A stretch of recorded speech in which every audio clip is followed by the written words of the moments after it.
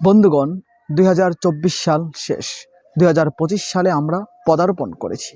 31st নাইটের উদযাপন শেষ, নতুন বছরকে স্বাগত জানানো শেষ। কিন্তু একবার ভেবে দেখুন, আমরা কি আনন্দের নামে বা উদযাপনের নামে অযথা অর্থ ও সময় ব্যয় করে ফেললাম না? আল্লাহ তাআলা আমাদেরকে সতর্ক করেছেন। সূরাতুল আরাফের ৩১ নং আয়াতে এসেছে, ইয়া বানি আদম খুযু যিনাতাকুম ইনদা কুল্লি মাসজিদিন ওয়া কুলু ওয়াশরাবু ওয়া লা তুসরিফু ইন্নাল্লাহা ইউহিব্বুল মুসরিফিন। হে আদম সন্তান, তোমরা প্রত্যেক সালাতের সময় সুন্দর সুন্দর পোশাক পরিধান করো, খাও, পান করো, কিন্তু অপচয় করো না। নিশ্চয়ই আল্লাহ তাআলা অপচয়কারীদের ভালোবাসেন না।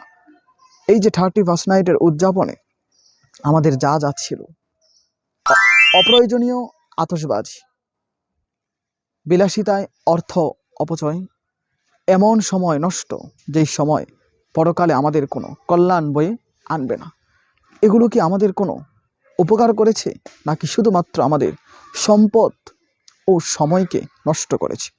যদি আমাদের সম্পদ ও সময়কে নষ্ট করে থাকে, তবে আমরা ভুল করেছি। এই ভুল থেকে আমাদের ইসলামের শিক্ষা নিতে হবে। ইসলাম আমাদেরকে শেখায় এমন কাজে জড়ানো উচিত নয় যা আল্লাহর অকল্যাণ বয়ে আনে। ইসলাম আমাদেরকে শেখায় নিজের সম্পদ ও সময়কে আল্লাহর পথে ব্যবহার করা।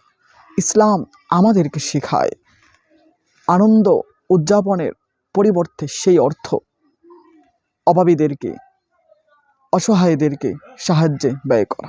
এখন সময় এসেছে হিসাব করার। আমরা কি অপচয়ের আনন্দে লিপ্ত হয়েছি, নাকি ইসলামের শিক্ষা জেনে সত্যিকারে শান্তির পথ খুঁজেছি? আসুন আগামীতে আমরা এমন কাজ করি যা আমাদের দুনিয়া ও আখিরাতে কল্যাণ বয়ে আনে।